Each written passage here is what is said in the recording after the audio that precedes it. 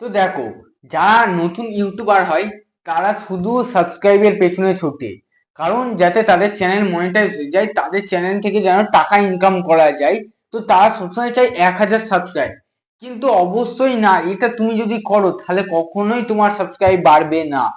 তোমাকে দুটো জিনিসের ওপর ছুটে বেড়াতে হবে, মানে মানে ছুটে বেড়ানো বলতে বলতে কি, তোমাকে দুটো জিনিসের ওপর সবসময় লক্ষ্য রাখতে হবে। প্রথম এক হচ্ছে তোমাকে ভালো কন্টেন্ট বানাতে হবে, ভালো ভিডিও বা ভালো একটা ক্যাটাগরিজ নিয়ে যেটা তুমি ভালো বলতে পারো, ভালো কমেডি যদি করতে পারো তো কমেডির ভিডিও বানাও। এরকম তোমাকে ওই কন্টেন্টটা ভালো বানাতে হবে যাতে ভিডিওটা ভালো হয়। আর 2 নম্বর হচ্ছে তোমাকে ভিউজ এর পেছনে ছুটতে হবে। ভিউজ যতটা পারবে ভিউজ আনার চেষ্টা করবে, এইদিকে সাবস্ক্রাইব আনার চেষ্টা করবে না, যতটা পারবে ভিউজ। কারণ তুমি যদি ইউটিউবে টাকাও কামাতে চাও তাহলে ভিউজটাই আসল, হচ্ছে ভিউজের টাকা দেয় ইউটিউব। আবার তোমার ভিউজ ভিউজ যদি তোমার বেশি আসে তাহলে তোমার সাবস্ক্রাইবটাও কভার হয়ে যাবে, ওয়াচ টাইমও কভার হয়ে যাবে।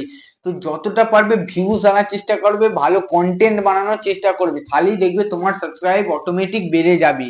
কখনোই সাবস্ক্রাইবের পেছনে ছুটতে হবে না যে না সাবস্ক্রাইবটা এই করলে হবে তাই, এরকম কখনোই করতে হবে না। যতটা পারবে ভিউজ আর ভালো করে কন্টেন্ট বানানো, যদি ভালো করে কন্টেন্ট বানাও তাহলেই তোমার দেখবে ভিউজটাও চলে আসবে। তো বেশিরভাগ চাপ দেবে যে কন্টেন্টটা যেন ভালো করে, একটা ভালো স্ক্রিপ্ট লিখবে, ভালো করে ভিডিও বানানোর চেষ্টা করবে, দেখবে তাহলে তোমার ভালো সাবস্ক্রাইব হয়ে যাচ্ছে।